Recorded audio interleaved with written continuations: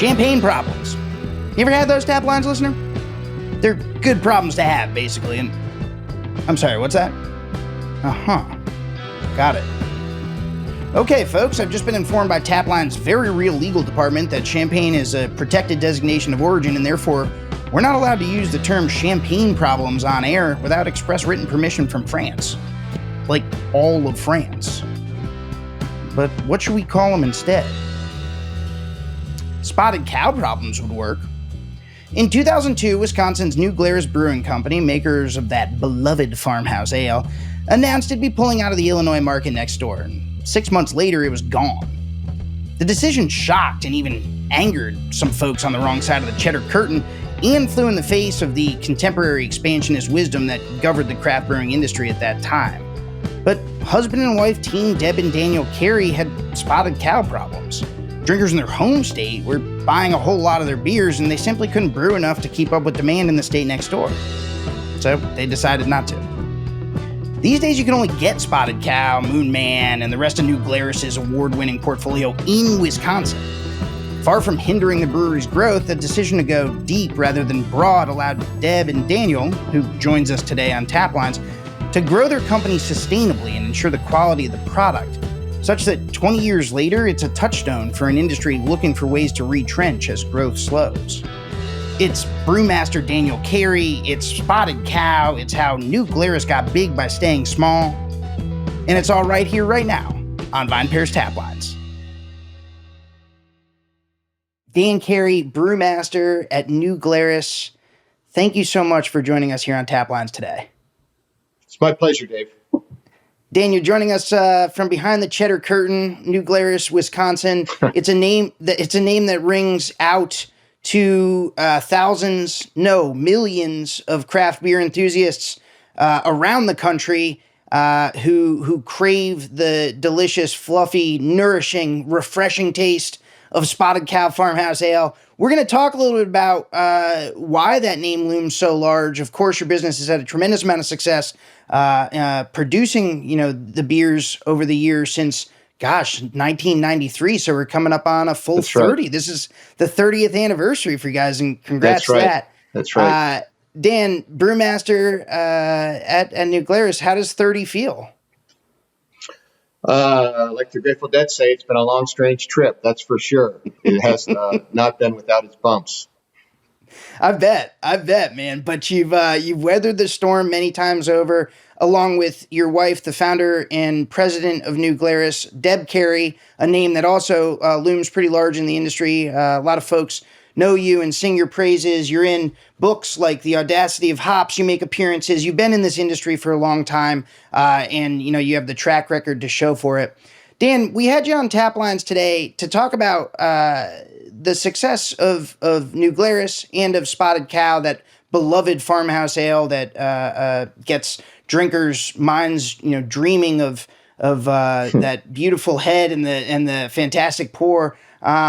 But also, we wanted to talk a little bit about a turning point in New Glarus's business that comes along about a decade in. Now we're 3 decades in, but just a decade in, you guys made a really interesting decision that I think at the time was maybe a little bit more unusual than it has since become. And with the benefit of hindsight, you guys wound up looking pretty savvy about understanding the value of a local brand that's very deeply connected to one place, rather than a national or a regional brand that's more spread out broadly, but doesn't have that deep connection.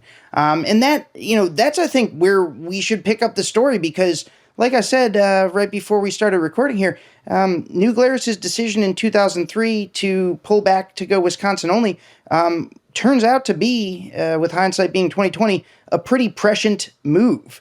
Let's talk about that. Let's get right into it.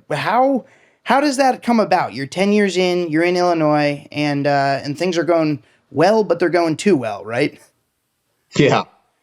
Well, I guess you could say that it starts with a philosophy of what a brewery is. And I'll talk about that second, but the more immediate reasons for the decision to pull back was simply that we were out of capacity at our brewery. We had a small brewery, and we were selling as much beer as we could make.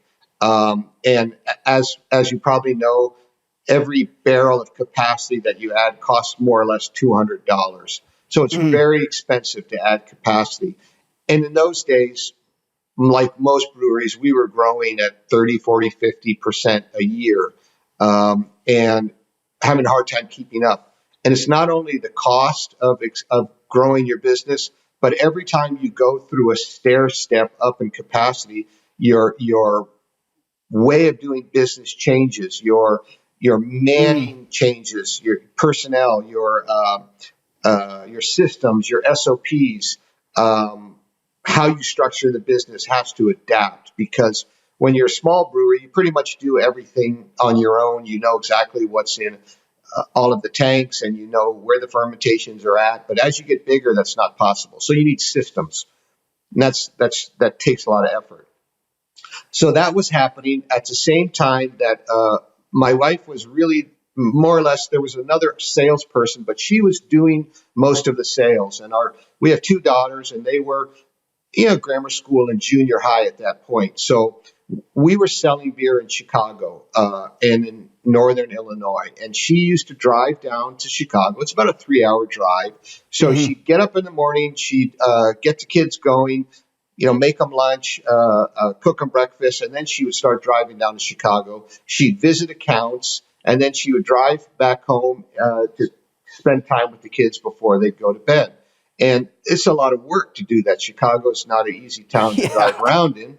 And uh, but the real problem was that the accounts in Chicago were and are problematic. It's the second largest beer market in the country, and the I really blame the large brewers because they pretty much give away beer down there.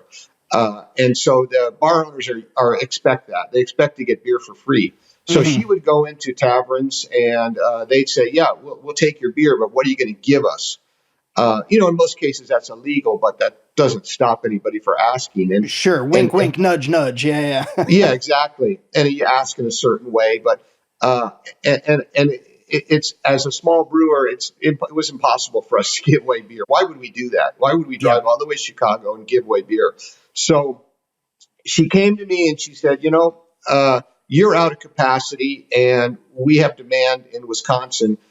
I'm going to pull out of Chicago. We were doing really well in Northern Illinois. We had sold beer in New York State. We had sold beer in Oregon at that point. And she said, I'm going to pull back because I'm tired of traveling to these places and being asked to give away free beer. So Sure. let's pull back to Wisconsin, and then you'll have the capacity that you need to sell beer in Wisconsin. And it was like an epiphany moment for her. That is totally her vision. I think at that point, I couldn't think of anybody that was imagining a really hyper local brewery.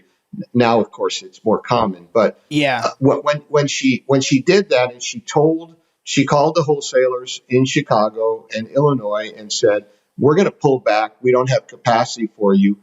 All hell broke loose. The wholesalers, the wholesalers threatened to sue us. And they made comments like, if you ever decide to come back to Chicago, you're never going to sell a can of beer or a bottle of beer Hmm. here. So there was threats and accusations and insinuations, and it was pretty ugly. And also the media, the press, was saying how naive, how stupid, how wasteful we were to give up on the second biggest market in the country, and how Sure. naive we were. But Deb stuck to her guns, and wasn't easy, and we just kept moving forward. Fantastic. Let's unpack the wholesaler aspect of it, because I think that's something that has flown under the radar maybe for a lot of drinkers as craft beers become more popular. Obviously, in the industry, or people like me who cover the industry, we think a lot about the middle tier. We think a lot about their relationship to the supplier and also to the retailer, and their piece in the puzzle. When you heard feedback from those wholesalers and they were frustrated with New Glarus, on one hand, it's like, well, why, wait, hang on a second. Why do you care? you've got all these beers in your portfolio. What are you worried about? But on the other, it sounds like they felt. Did you get the sense that it was because they felt spurned, or because they thought you were trying to wiggle out of like a franchise agreement to then come back in with another wholesaler? Like, where was that animosity coming from? Dave, I think you hit the nail on the head. It was both.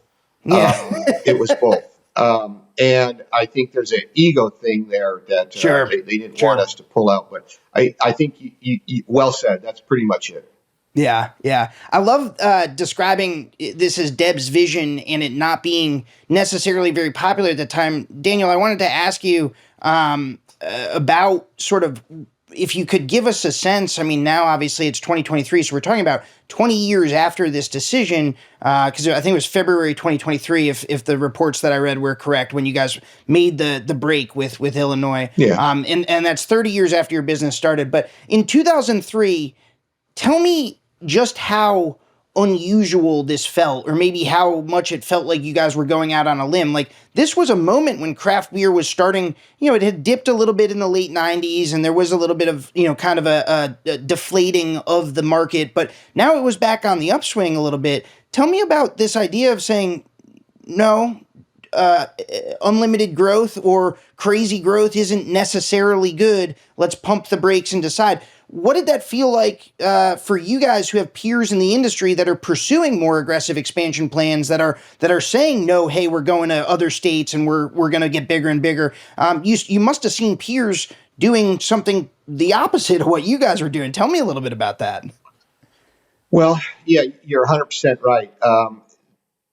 It used to be going to craft brewer conferences.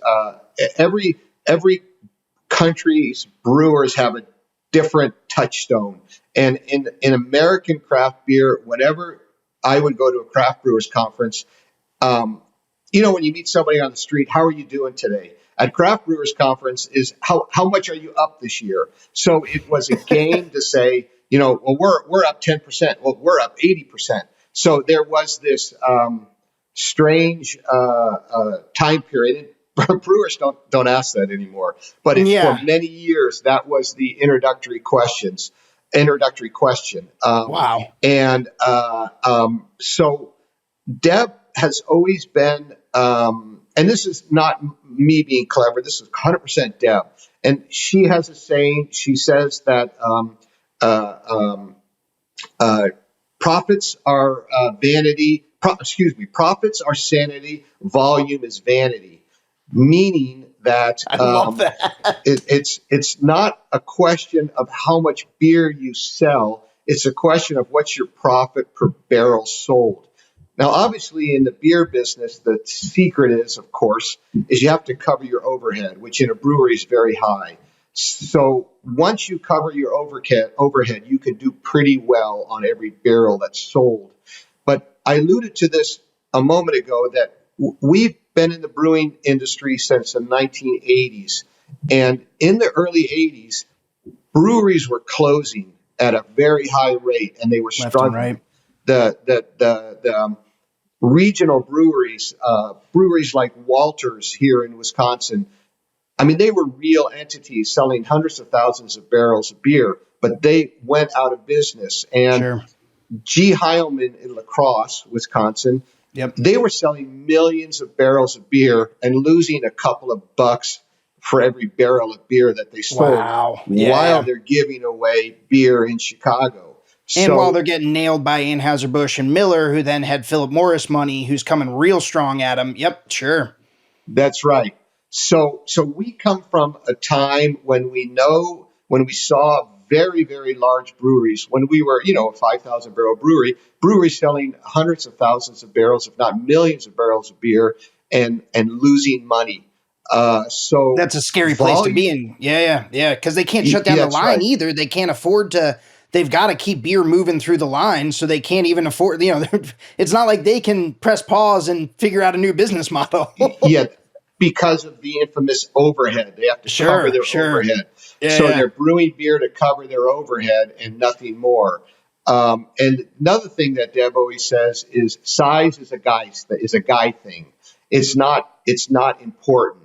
And so she's always been somewhat contrary, has a unique vision about what our business is. And growth for the sake of growth is not necessarily a good idea. So, for example, if we were a restaurant and we were doing well and we had lines outside in the evening and people having to take a long time to get reservations, someone might say, "Well, why don't you franchise? Why don't you franchise?"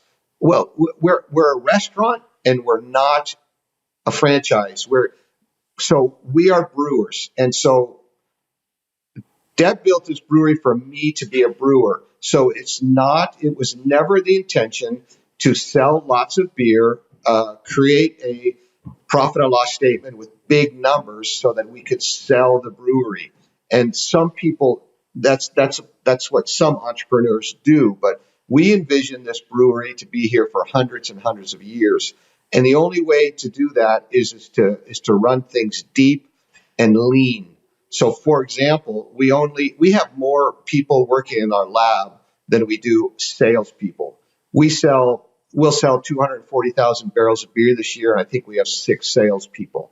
Wow.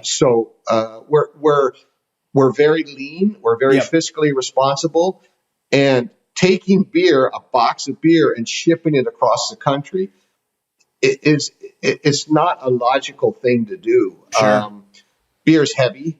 And this idea is obviously a new idea. It came out, with the railroads, and then after World War II, it really started to go into hyperspeed. But say 100 years ago, which was more the norm, the local breweries were the way that beer was sold. And Hmm. before television, and I think there's been more time where the local breweries have been important. And the other thing that's happened is as Deb was picking up on, the market has changed and people are isolated. They're alone. They don't have really communities. So having a local entity gives people comfort. That's something they can identify with. That's their special thing. And you can't have that with a national shipper. And Yeah. lastly, walk in any liquor store or any grocery store anywhere in the United States, there's hundreds and hundreds and hundreds of beer options. And if we were to sell in 50 states, we would just be another beer on the shelf. Sure. And we haven't even talked about flavor stability, which is a tough thing.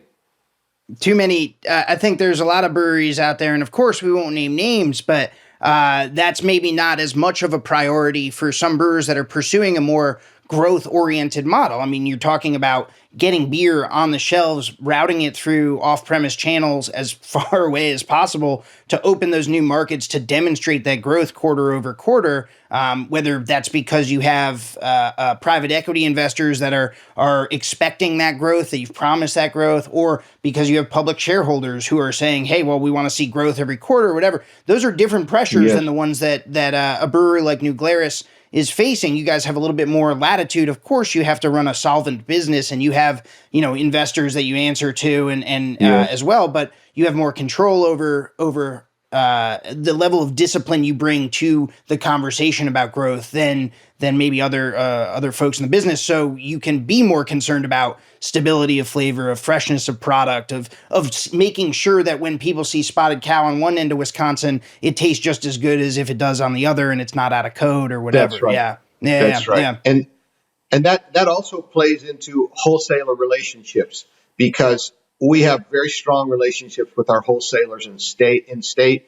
Our salespeople visit every single account. We have records on every single account. We meet with our wholesalers once a year and discuss these things. And we know where the numbers are. We know how many draft lines we have in each account. We know what the sales velocity is each account. We know what our problem accounts are. And it's really comes down to communication with wholesalers because wholesalers can perform really well if directions are clear and concise and bonuses, for example, are paid on performance and performance expectations are clear and the goals are clear. And it works really well when you have a small, tight ship. But if you're in 50 states with 20, 30 wholesalers in each state, it becomes very difficult. and And to your expensive. inexpensive, yeah. I mean, that's a lot of driving to Chicago from Wisconsin is one thing. Flying 50 states from Wisconsin is or 49 states from Yes. Wisconsin is a whole different ballgame. And to your point, Dan, and I thought this was a really good sort of way of sort of framing it up for listeners who maybe love Spotted Cow or maybe love the beer industry generally, but don't necessarily grasp why New Glarus wouldn't expand. You made the point earlier that even back in 2003 you're starting to have success, you're seeing growth, you're adding capacity, but you're already at capacity and over capacity with just the markets you're in. Hey, why not franchise? Hey, why not expand? And you made a point earlier that I just want to emphasize, which is that, well, you wanted to be a brewer. You didn't want to manage, a distributed manufacturing network of plants or of contract brewers in other states that are would be doing Spotted Cow for you up to your mash bill or whatever. Yeah. It's a totally different Yes. set of. It's a totally different acumen, right? It's like you came Yes. into it to do one thing. Of course, you're not necessarily going to be good at or be interested in doing the other. And I think that's something that I in 2023, I think a lot more people are more amenable or sympathetic to the idea of like, hey, endless growth is not necessarily good. You shouldn't just be hustling all the time. Not everyone is good at everything. But in 2003, especially in the beer industry, again, like that was not the dominant or in the craft beer industry, that was not the dominant way of thinking. And so a lot of credit, of course, to your wife, Deb, the founder, for seeing sort of the forest and the trees there, or the forest for the trees there. But I find it remarkable, and I think a lot of other people do that. This was the move at the time. Can we talk barrels? If you remember, like where were you guys at in 2003? You have any recollection for what volume you guys were doing? I don't have the numbers in front of me, but if I try to recreate, it was 10 years into it. I bet we were, at that point, we were probably in the 20,000 barrel-ish Mm-hmm. capacity range. Mm-hmm. So one tenth, or a little less than one tenth what we are now. Wow. And so that talk about proof positive. I mean, obviously you can't see the future at that time, but looking back on it, there's you talked about sort of some flack that you guys took from wholesalers. You talked Yeah. about folks in the media, sort of armchair expert types who Yeah, are saying, that's right. "Well, they're looking a gift horse in the mouth here. What are they doing? Yes. Not Yes. being able to make enough beer to sell it is a good problem to have. These fools in New Glarus are gonna regret this. No regrets, huh, Yes. Daniel?" Yeah, that's for sure. I mean, the problem is you have to, if we understand human nature, we are, in a lot of ways, we're tribal. We have draft horses here at our brewery, and I watch the horses, and the horses being herd animals, when one bolts, they all bolt. And we humans, when we have a breakout person that does something unique, then everybody follows, and it becomes the accepted way to do things. So brewers have a tendency to follow the norm, and the idea of what a craft brewery is, that that concept has changed over the years. And when we started the brewery in 1993 in Wisconsin, craft brewers made amber lagers, and Mm, that's what the successful craft beer was. On the West Coast, if you started a craft brewery, you made a pale ale, a stout, and a porter, and and maybe you'd make like the infamous golden ale or a Kolsch for the right. Budweiser drinkers, and that's what you were supposed to do. Now, when you start a craft brewery, you make an IPA, preferably five or six of them, but that's what brewers supposed to do. So we never we never followed the herd. So when everybody bolts one way, we don't normally follow. For example, a few 3 years ago, when everybody was making seltzer, Sure. we and that was going to be the next big thing, and it was going to take the world by storm, et cetera, et cetera. We didn't bite because we're brewers. in my opinion, seltzer is prison hooch. But the uh, we you have to know who you are, like you said. You have to know your strengths, and you have to play to your strengths. And our mission and our message and our decision making process has been razor focused and has not deviated. Our goal has always been to make the best beer that we can, to make it as shelf stable as best we can, and to have clear and concise communications with our wholesalers. And that has driven us methodically day by day. Deb gave me a postcard when we started the brewery that said every great journey begins with the first step.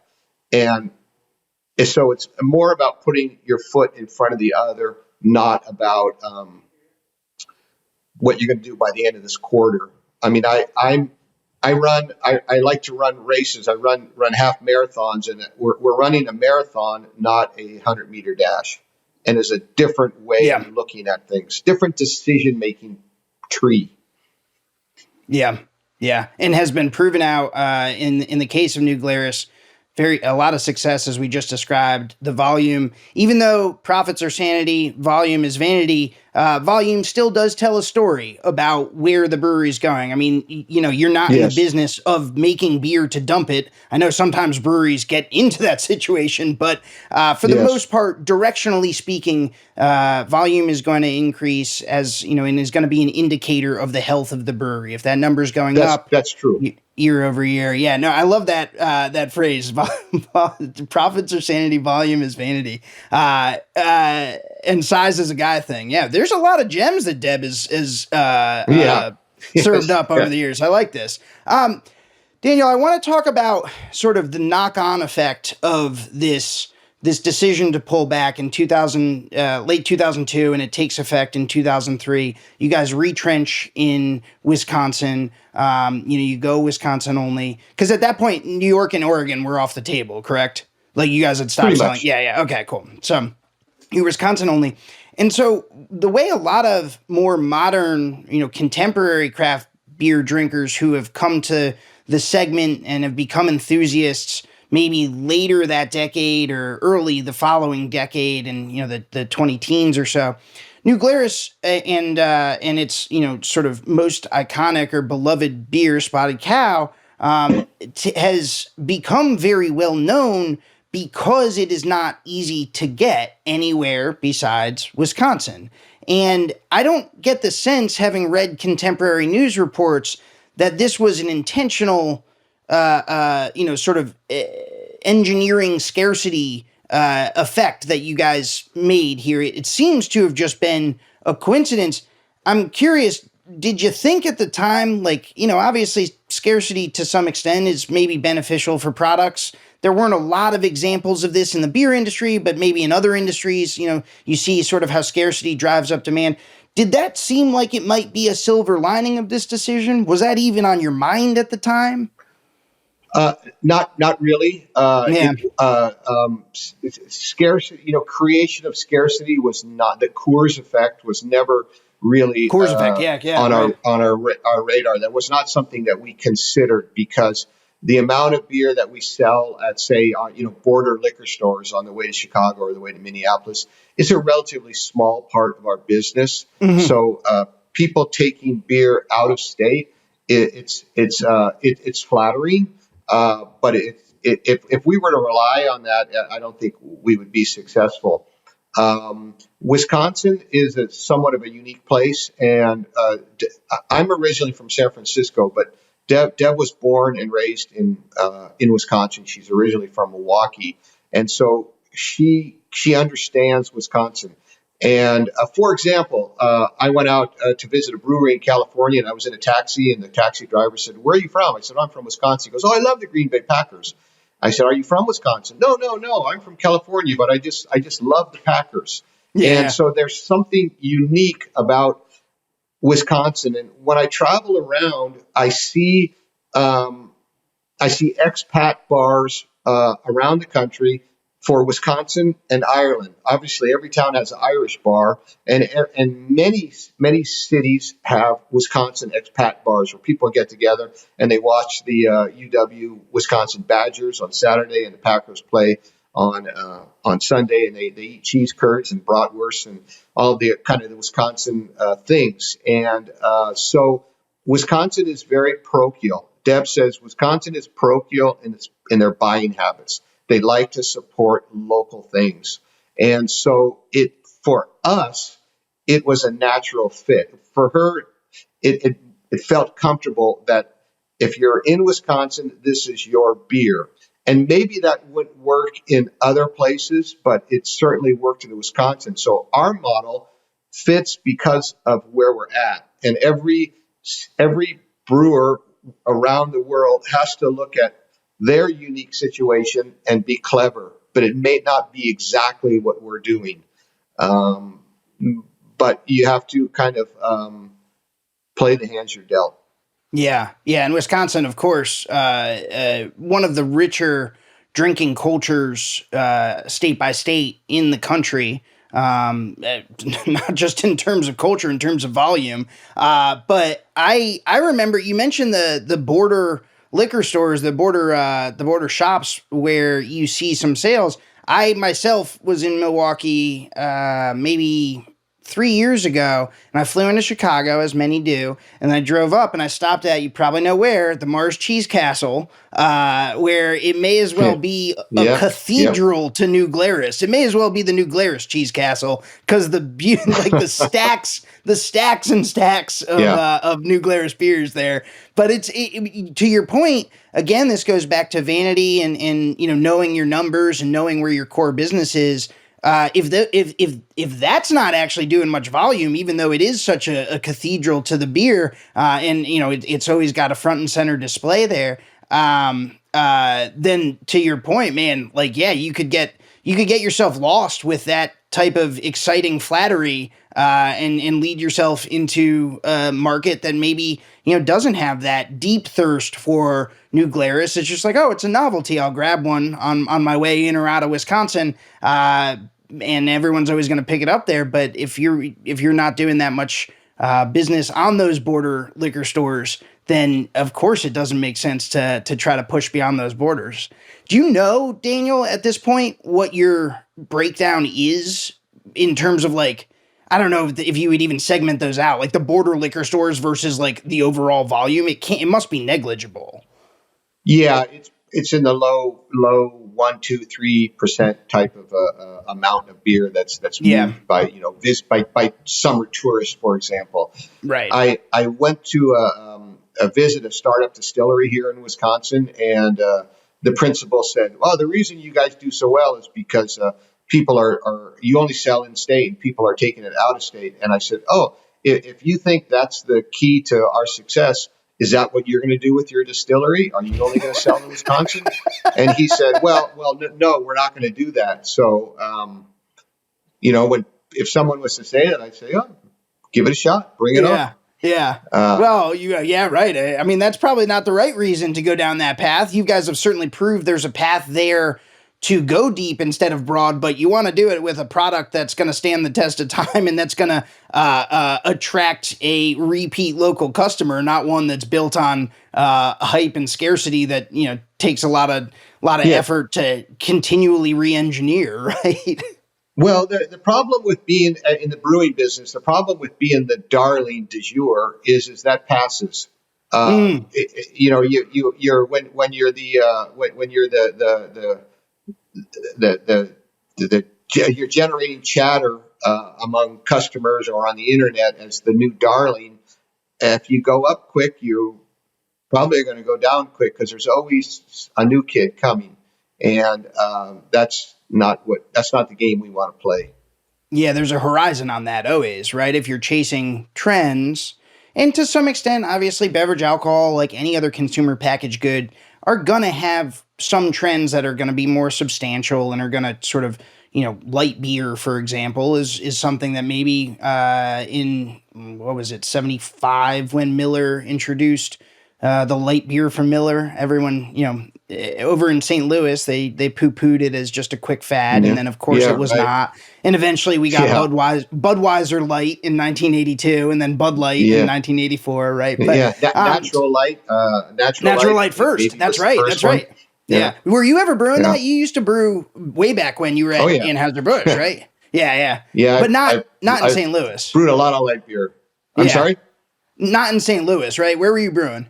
No, I was in Fort Collins, Colorado. Fort Collins. Yeah, yeah. Yeah. So there are some trends, in other words, that do reshape the industry and do become legitimate, sort of segments on their own merit. But then, I think more recently we've seen in the brewing industry, really in the last 5 years or so, I think the speed at which fads appear and sort of evaporate has really, really ratcheted up. Well, And please. uh, um, Deb did a study where the because the whole every year the wholesalers are interested in a new whatever it might be, Right.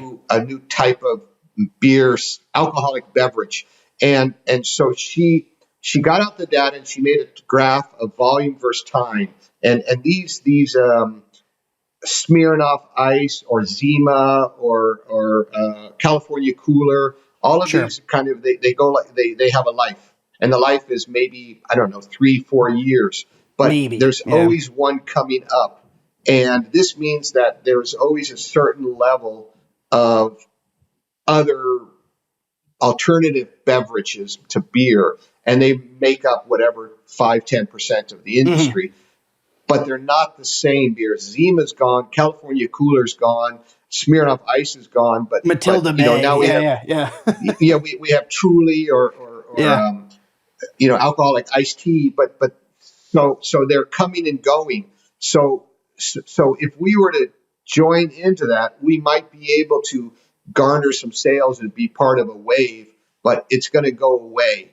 And beer, although at this particular time is not a growing segment, it is a segment that is robust and will stand the test of time. It's Yeah. been around for whatever thousands of years, or at least in the current way, it's been around for hundreds of years, and we're going to stay focused on what we do best.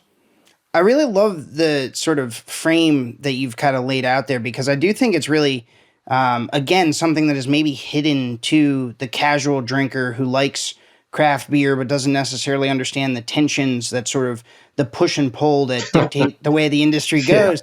But I'm Dave, that's a curious. good way of saying it. The Yeah. tensions. That's right. Yeah. Yeah. Friendly disagreements, right? But I'm Yeah. curious if you could maybe articulate, or from your own experience, post 2003, you're only in Wisconsin. The business is still growing. You're having a lot of success with Spotted Cow and the rest of the portfolio. And as we enter what would later we would look back and see as kind of craft beer's American heyday, where everyone's saying, 20% by 2020, and everyone's putting on everyone's greeting each other by asking how much they're up year over year. I imagine that you received maybe not pressure necessarily, but I got to imagine that your wholesalers in Wisconsin were saying, "Hey, when are you doing the next thing? Hey, everyone's doing one of Yeah. these. Can we get Yes. one of these from New Glarus?" Like, could you, Yeah. if you would, speak to that a little bit, Daniel? Like, some of that conversation can be productive because, like you said, you have good wholesale partners and they are closer to the retailer. A good wholesaler can add value to the chain, right? But I'd love to hear, and I'm sure my listeners would love to hear how you sort of took that feedback in, looked what was in the market, and decided whether or not the hot new thing made sense as a new Glarus thing. Yeah, you speak to a real attention is right.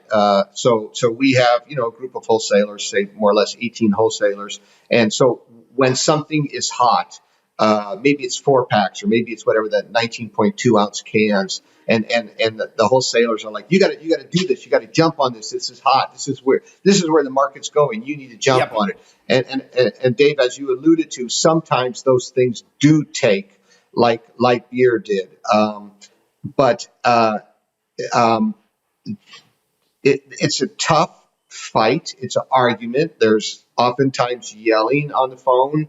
Um, and one thing that I can say about Deb is she has a vision, she has a direction, and she sticks with that direction. She doesn't deviate, and so it means that she has sometimes very tough conversations with wholesalers. I remember back in the day, people used to say, "Put your husband on the phone. I want to talk to who's in charge." No, really? So, oh yeah, Oh, I God help them. as I have my daughter's is our architect. She's our project manager. My daughter's a licensed architect, and I watch her and my wife interact in the world. And misogyny and sexism is it's pretty shocking when you're a fly Sure. on the wall and you watch these things go down. But that's really another story.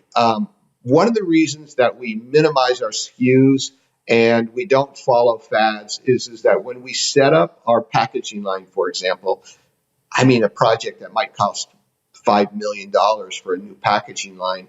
We do 12-ounce cans or 12-ounce bottles. We Yep. have one 6-pack. We have one box, and we print the name of the beer on the side of the box. So our inventory is very lean. We don't, if you have a brewery and you're making like we do 20 different brands a year and you ask for a different 6-pack and a different case box, it becomes extremely expensive because your order sizes are very small, and you end up running out or you end up with waste, which is Sure. very expensive.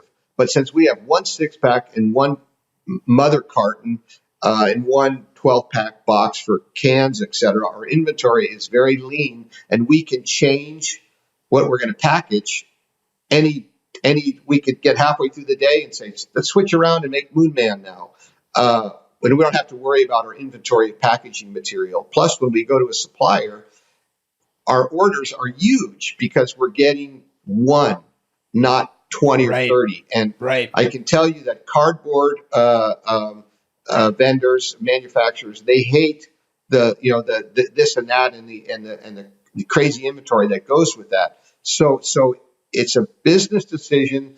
It's a marketing decision to not chase a fad, but it's also a decision of economies, so that we're again keeping our cost of business low, which Yeah. means that Yeah. we can be more efficient. And Because then and that. then we can spend money on important things like malt and hops, or Sure. or paying people a living wage, or Sure. health insurance. I mean, if Amen you to know how that. much money we spend on health insurance, it's obscene. I mean, millions of dollars a year on health insurance, Of and course. Yeah. Yeah. uh, um, whenever a politician will come in to meet with Deb, she'll say, "Look, in Europe, companies are not carrying that burden of spending millions of dollars, um, but we are." Okay, you might have your own opinions about that, but that certainly affects the bottom line. Sure. So we'd Sure. rather And put the money there. We'd rather buy people health insurance than have a different 6-pack for all 20 different brands. hey, man, I would make that trade every time just because you don't have the 19.2-ounce stovepipe cans of spotted cow available for me at the local convenience store. I can live with that if that means that everyone Yeah, gets health insurance. I yeah. commend Well, I commend the decision. and frankly, beer is just between me and you and everybody who's listening. Beer is a beverage of moderation. 19.2-ounce can. I don't know about that. I You think make you're it. better off with.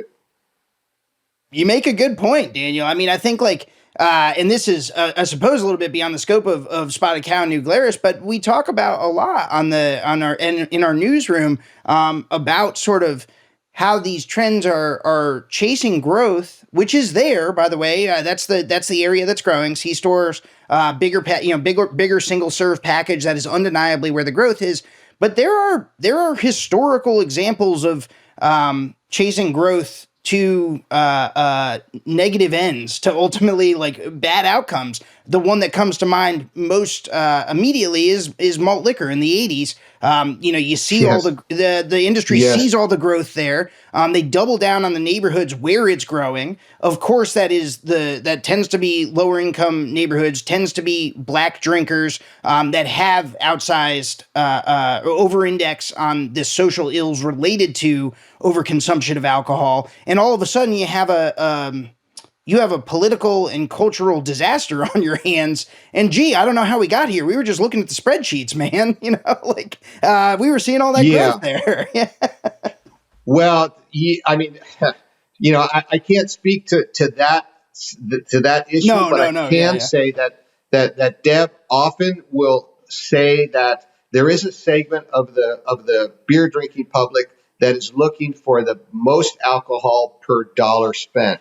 And so you're right. In the 70s and 80s, uh, Schlitz malt liquor and Colt 45 and Sure. King Cobra came later, but these St. beers Ides. are just Yep. basically beer with alcohol with sugar added to it Right. to increase the alcohol, and that is that to me, and it's all folks are that are looking for more alcohol per dollar spent. It's not. We want people to go to our beer for more taste per dollar spent, and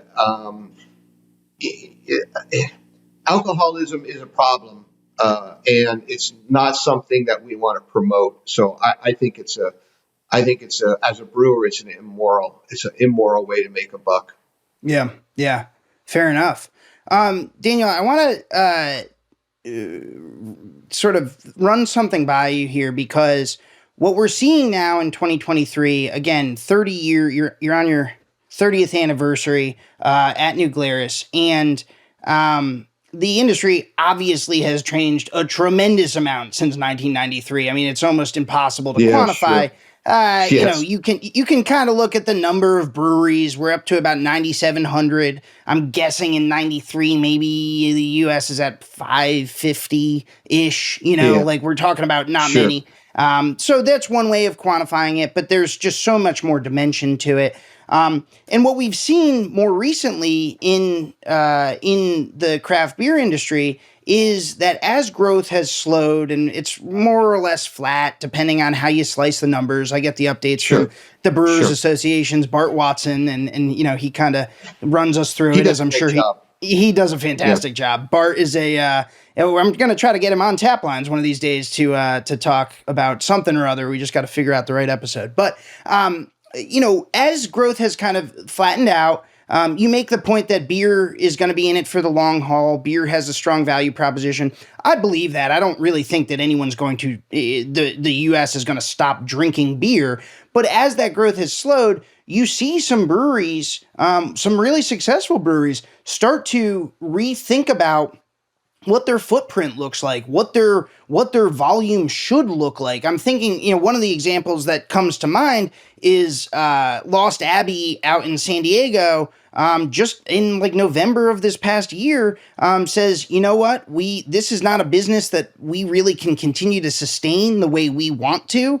We're gonna scale back. We're gonna right size, quote unquote, yeah, what our volume looks like, what our output looks like, how we run this business. And that to me had a little bit of an echo of, and Allagash obviously pulled back. I mean, this would have been about a decade ago, but there are some examples of breweries doing that type of pullback, that strategic pullback, right? And saying, we want to run the business a certain way. We can't do it at this size.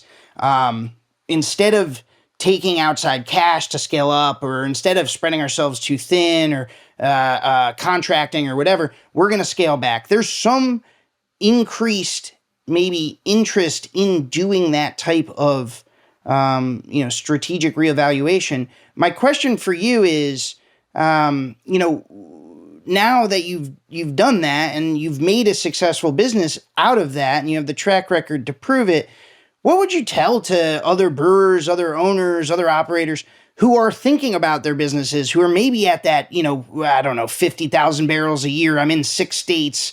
We have an opportunity to open up another tap room over here, but I don't know if I can handle that. What would you tell the people at that precipice? I know that every state is different, every market's different, but you've learned a lot in this time since you made that decision, tell us, what you would, what if I were a brewery owner who was at that precipice, what would you tell me? Well, that's a really good question, Dave, and it's probably better answered by Deb. But since you've got me, I can Well, we're tell you stuck that with you, Daniel. yeah, we are. You got the second stringer. Um, that 50,000 barrels is a tough size. When you are, say, 10 or 15,000 barrels, it's very comfortable. It's a small business. You're low to the Um, ground. Yeah, e- yeah. yeah, it's easy to wrap your head around it. 50,000 barrels is a vulnerable place to be because you are big enough that you have an appetite for the machinery, the quality control equipment that you need, that a large brewery needs to make shelf stable beer, but you have a hard time affording it. So you're in an awkward position. And I would say that you have to look at what your cost of doing business is. And I've alluded to this in the past, in our previously, that when you're selling in lots of states, you you're spending money on marketing and salespeople, and the joke is that 50% of your money is wasted. You just don't know which half. And if you look at all of the costs involved in selling that beer, um, it often doesn't pencil out. Now, sometimes a brewery can be successful in a given market for whatever reason. It catches fire. For example, Brooklyn Lager. I was in Stockholm, Sweden, and Brooklyn Lager was Sure. everywhere. So for whatever reason, people in Stockholm at the time I was there loved Brooklyn Lager. So every situation is different, but you really have to assess what your strengths and weaknesses are. And there's really, I think starting maybe 5 years ago, there was a time when people, the original craft brewers, like guys my age, or getting into their 60s, they're getting tired, they're scarred, and it's just freaking hard. So you can build volume with the idea of selling, and Mm, so and a lot of iconic breweries sold because it's the next logical step. yep. But like Lost Abbey did is another idea. So if you're a 50,000 barrel brewery and you're selling all that you can, then you need to really do some soul searching. Is it worth going to the stair step, meaning that capacity in a brewery or sales in a brewery can go like this, but the cost is more of a stair step. So every time you add capacity, all of those costs that I alluded to before are real. So you need to really think long and hard. Do I want to make that step? Because whenever, especially if you have to take a loan, because if you could do it out of cash flow, no problem. But if you have to Mm, get a loan, you become very vulnerable. sure. So you have to spend your time to really think about, is it worthwhile for us to make this change? Are we comfortable in our current situation? Do we want to pull back and be smaller? Do we want to invest in a new brewery? Which is many $20 million to build a hundred thousand or 200,000 barrel brewery. Is that really Yeah. what you want to do at this point? And every situation is different. So I think people have to do a lot of soul searching, and yeah, be consistent in whatever you decide to do. Better to do the soul searching before you do it than the soul searching Oh God, yeah. after it goes wrong and wondering how everything came undone, huh? Well, I mean, there's nothing wrong with being a 50,000 barrel brewery if you're making money. I mean, Right. if you're paying your people a living wage and you're respected in your community, and you're doing well, maybe that's good enough. Maybe that's a lifestyle that you can maintain, and you just need to chill out and just kind of work on dotting I's and crossing T's as far as Yeah. quality, as message to your customer, and how you treat your employees, and look at the long haul, because there's nothing wrong. 50,000 barrel brewery is a perfectly legit brewery. It's just that, to your point, depending on what the rest of the marketplace looks like that you're trying to sell against, you have exposed flanks because you're big enough to have pretty, sizable overhead. You've got, but you've got a peer group or a set that is very competitive and has very sharp elbows and is going for those off-premise placements that you are. So you've got to scale up your sales organization. You've got to scale up all these things, and you don't have the economies of scale that maybe your competitors do because they're doing 10 times as much volume as you are. So if you can make it work at 50,000 barrels, more power to you. But to your point, it might be tough. That's true. And I look at taproom brewers, and I read in trade magazines interviews, and they often say things like, we never brew the same beer every time. We're always making something different.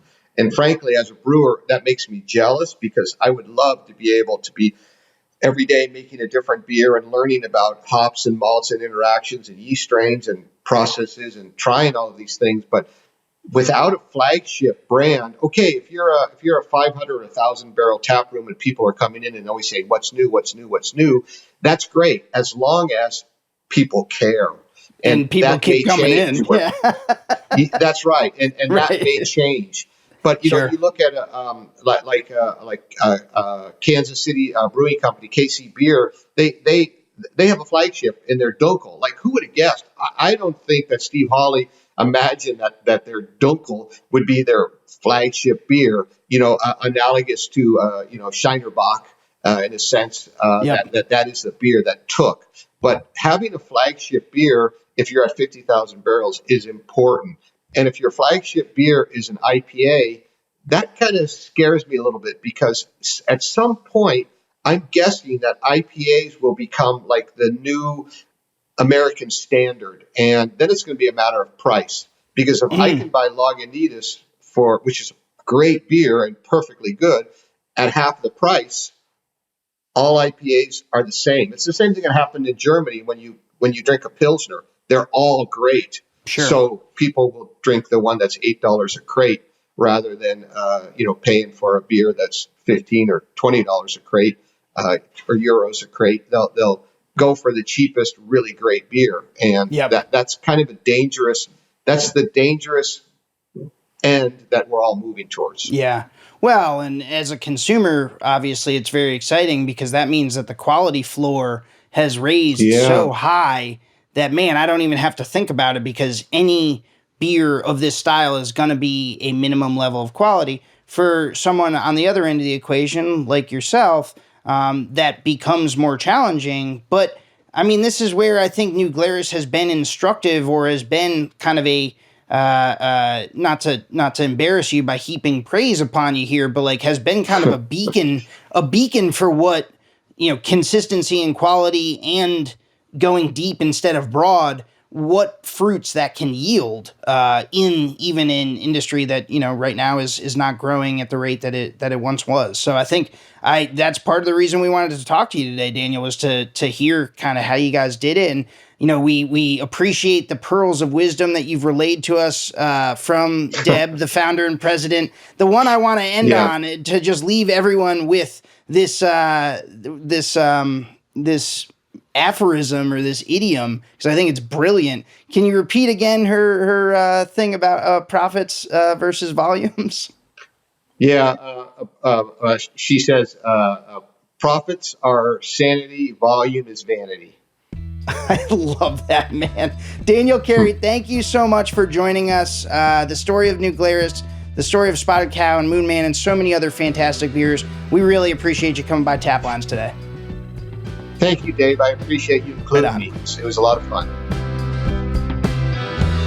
Taplines is recorded in Richmond, Virginia, and produced by yours truly and Darby Seaside, who, along with the talented Shane Farrick, composed our delightful soundtrack. Just listen to it. I also want to give a quick shout out to the entire VinePair team, and especially co-founders Adam Teeter and Josh Mallon, editor-in-chief Joanna Sherino, managing editor Tim McCurdy, and art director Danielle Grinberg, who designed our lovely Taplines logo. And of course, a big thank you to you, yes, you listener, for spending time with us week in and week out. We literally couldn't do this without you. I'm Dave Infante, and I'll catch you next time.